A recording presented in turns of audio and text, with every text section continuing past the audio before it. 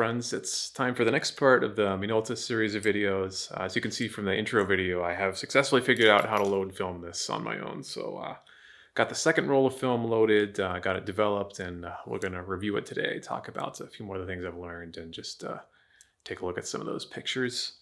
So as we should establish, first of all, I used Fujifilm Superia, Fujifilm Superia Extra 400. It was slightly different than the first roll. I have found that it's a little hard to consistently get the same roll of film in different stores around here. And this time around, I set it always to I set it to 500th of a second on the shutter speed.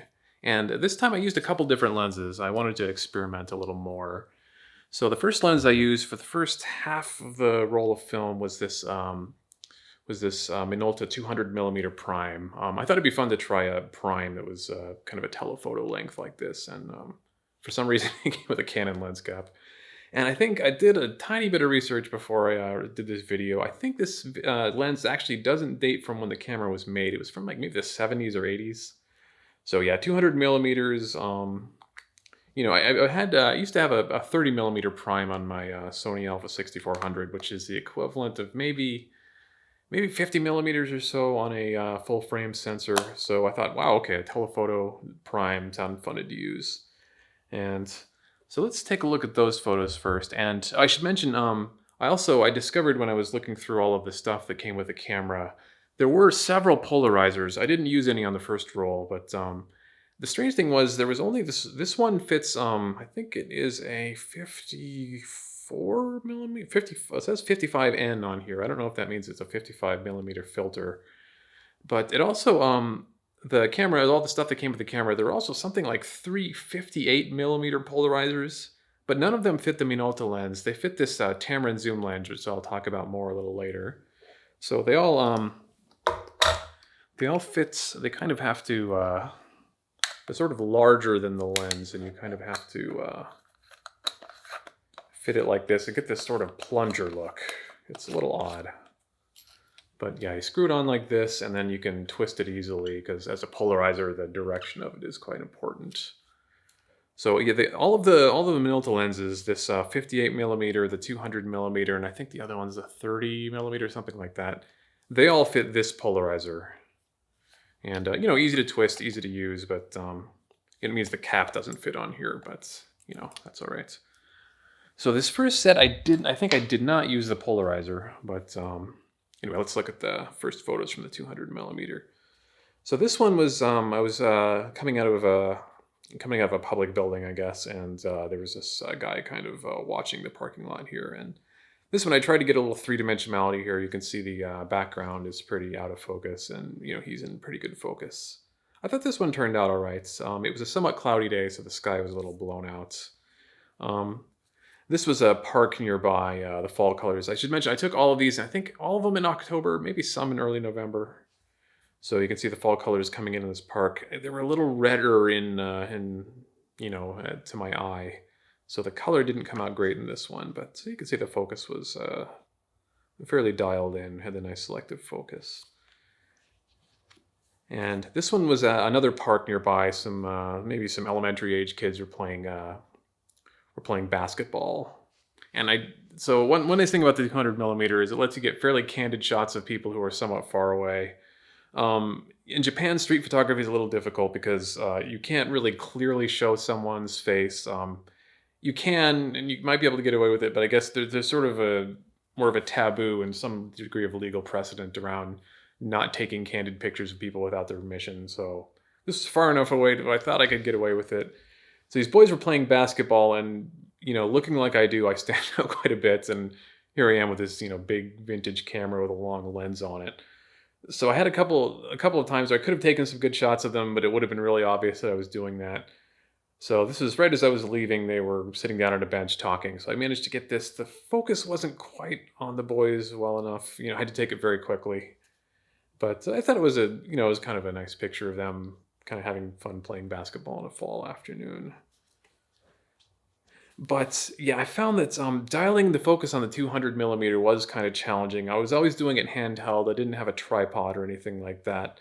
So I had some shots like this kind of landscape shot where there's this nice orange tree in the background, and I didn't really get either of them in good focus. Maybe having a tripod would let me really dial in the focus better, but I just had to hold it handheld. I think I'll show another picture to show that at a 500th of a second, I don't know if there was a lot of shake. I don't know if me shaking the camera would have introduced much blur. But yeah, I did find that telephoto focus, setting the focus at telephoto level was kind of challenging to do handheld. And then this next, this was more shots from the 200 millimeter. Is another set here. This one came out pretty well. The colors came out well. I should say that one of my goals for this roll was to open it up a little more. Not with the whole Sunny 16 roll, I was really stopping it down quite a lot in the first roll, and I thought I should try and open it up a little more, get them a little more light, risk overexposure. This one is another picture. I probably should have opened up a little more, but the red of these flowers was quite nice. Just sitting there on that table outdoors. But I wonder if I'd open it up a little more if the background would have been a little lighter, but hard to tell, I suppose. And then this being August here in Nagano, we have a lot of persimmon trees. It's kind of a big industry to grow persimmons and then peel them and dry them in the winter. And so some of these came out quite well. Like I think this picture was with the polarizer off. And it was just this nice fall afternoon and this persimmon tree growing there. And then here's a couple more. These were a different area, but I think these did have the polarizer on. So I was able to get that nice blue sky, some pretty good color from the persimmons, shooting from fairly far away with the 200 millimeter prime and being able to get some pretty good in focus shots. This one especially, the focus was very nice on this one. The sky was pretty good. I'm finding with the polarizer, both on in these photos and the one on my main camera here, is that you get sort of a gradient often with the blue sky, like one corner might be bluer than the other. I don't quite know. Maybe that means it didn't align it quite well, or maybe that's just sort of a side effect of using the polarizer. But yeah, I really did like the green, the orange, and the blue on this one. So I did have fun using that 200 millimeter. I did some of the shots in the middle of the roll. I moved back to the trusty 58 millimeter prime, just because, it makes it much lighter, easier to carry around, easier to focus, and that's probably my favorite lens of the lenses I've used with the camera so far. So this was a fairly cloudy day, and unfortunately I kind of blew out the sky on this one. I don't know if there would have been a lot of detail, but some pretty nice focus here on these, and the colors turned out pretty well on this. I don't know the name of this bush, but it's pretty common in houses around here that it turns a nice red in the fall. And this was a spot I found. I shot on the first Phantom roll, actually. This was a wall next to a Buddhist temple. And I kind of wanted to have this sort of gradually, I don't know how to call it, a gradually distance wall, I suppose. So one nice thing about this is even whatever you set the focus, some spot is going to be in focus like this, so you can't really miss it, I suppose. And I think it could have maybe aligned the lines a little nicer, but it turned out pretty well. And this was one where it really underscored how the balance of shadow and light is quite a lot more difficult in film. So with this Sony right here, I can, as long as I don't overexpose it, it captures a lot of shadow detail. So once I bring it into Lightroom, I can really set the balance of, okay, how are the brightest versus the darkest parts of the image? Unless it's extremely underexposed or overexposed, you can generally find a good balance in post. But I'm noticing with film here, I wanted to get this mailbox of this kind of long abandoned house where this mail had been sitting in there for years. And the shadows came out a little too dark to really make it out well, but you can see the background is quite bright. So that's just one of the challenges of shooting on film, I guess. And this is a courtyard, maybe part of this nearby neighborhood. And it was quite nice. The colors were quite nice, but I don't know if I just set the polarizer poorly, or maybe the shutter was a little too wide. But this was definitely, the sky overexposed everything and kind of sort of took out the appeal of the colors of the shots. That was a little too bad. And then this was another house. It's probably a little further down the street. Again, sort of period appropriate. I try to, as I mentioned in the previous video, I'm trying to take pictures of things that wouldn't have been out of place when this camera was made 50 years ago. So this house was a little too dark, But if I stopped it up more, I really think it would have completely blown out the sky. The only thing you can really tell that it's not from the period is that the corner of that car right there. But yeah, despite that, I do still like this photo. I think, maybe at some point I'm going to have to really sit down, take some shots from the same spots with the same shutter, with the same shutter speed but different apertures. I think would probably be a good exercise at some point. But given the expensive film, that would be a little bit expensive. But we'll have to see. So for this last set of shots, I did use this Tamron. So I think I did a little, just as I mentioned, a little research before shooting this, and I think this lens dates from like the 80s or so. It's not, it wasn't contemporary with the camera, but it's a little hard to find the precise model. I think it's 46A. This is a 70 to 210 millimeter zoom lens. Yeah, I think 46A might be some kind of model designation. So the thing about Tamron, it makes it a little hard to find, is they've been making lenses for a long time, and even if you're looking at the Sony ecosystem today, they still make a lot of highly recommended lenses for modern Sony mirrorless cameras. So I think this particular model, yeah, as I mentioned, is from the 80s. So zoom 70 to 210. That's a pretty, it's a push-pull lens, as I've come to learn that it's referred to as. And that gives you a pretty versatile zoom range. You can really get to pretty wide. 70 millimeters on a full frame or 35 millimeter camera is fairly wide. You can get some pretty close stuff. And then 210 gives you a pretty good zoom. And of course, the challenge with zoom lenses is that compared to prime lenses, the optics may not be as good. Although, given the decades of advancements since the camera was new, maybe it is fairly indistinguishable optically from the prime lenses. But I found it challenging to use. Like a lot of shots, we found this very nice park where it was probably the end of October, just great colors. A lot of the trees were pretty orange or red, and getting the balance of shadow and light was quite challenging. This first shot just really leaves the shadows too dark. The yellows of the leaves didn't really come through either. This I wonder if I probably would have needed to have a sort of a longer shutter speed. So maybe shoot at like, I don't know, 100 or something like that with a tripod or something like that, and then set the aperture appropriately. So yeah, shooting everything a 500th of a second with this film didn't really produce great colors. Like the second shot is, again, it did look quite nice when I was there, but it was slightly out of focus and just not really showing the fall colors very well. And same with this third picture right here, just not quite dialed in, didn't really express the appeal of the scene as I was hoping to capture it. And then this shot, actually, this was a miss I had. I was handling the camera and accidentally pressed the shutter button. But since it was at 500th of a second, I think it illustrates that is a fast enough shutter speed to where I really can't blame shake or anything like that. Even when it's moving like this, there wasn't a lot of motion blur, so I think it was fast enough to eliminate that, but perhaps a little too fast to capture the colors. So this was this was an old house connected to that park right there, and again, going for something period appropriate. And it wasn't quite as sharp as I was hoping for. Here was another old house it was a kind of this very nice, elegant house, had great fall colors surrounding it, and had a really nice view of the surrounding area. I didn't quite get it sharp enough.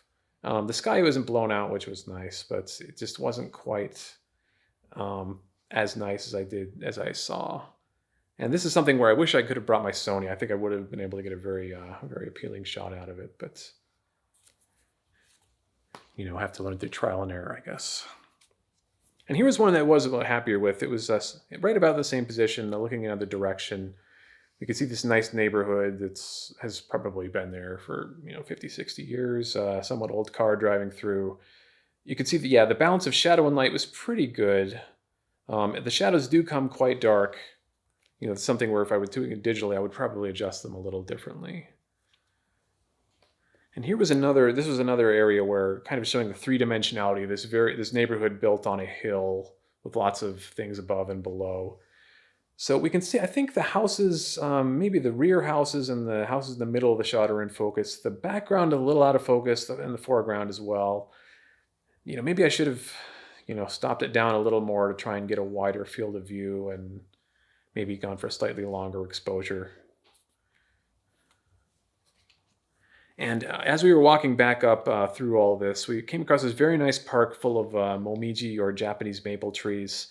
And I really wish I had the digital camera. I tried to get at least one shot of it in this film, but it was something that would have required a lot of definition, a lot of color depth, because a lot of these trees were around us. You could really see there's a lot of depth there.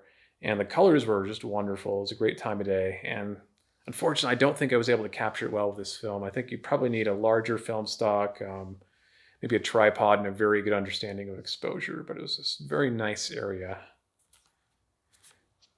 So these last couple shots, actually, they did turn out very well. I think I took these probably at the full 210 millimeter. And we have these, nice momiji maple leaves right here. This one, we could see the leaves are reflecting on this stone. And also at this zoom level, you see the background is very, very pleasantly out of focus. The bokeh on this lens seems very good.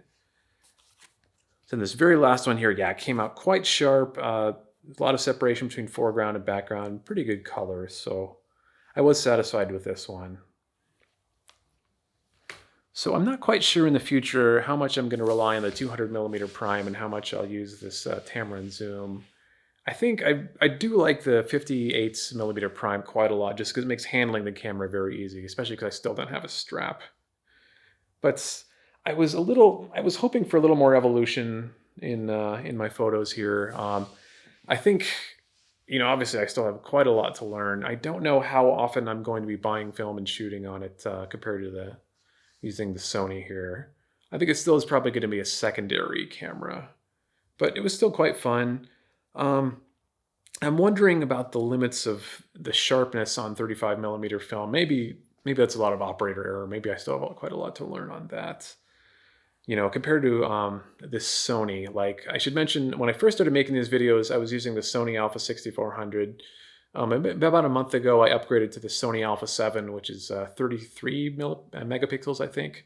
So, I mean, just the cartoonish sharpness I can get in some of these shots, like it's extremely high resolution. Like, I took a picture a couple days ago where I was, just looking at from the full frame. I could even zoom in to see like individual drops of dew on blades of grass. And, compared to that, I don't know if 35 millimeter can reach that sort of sharpness.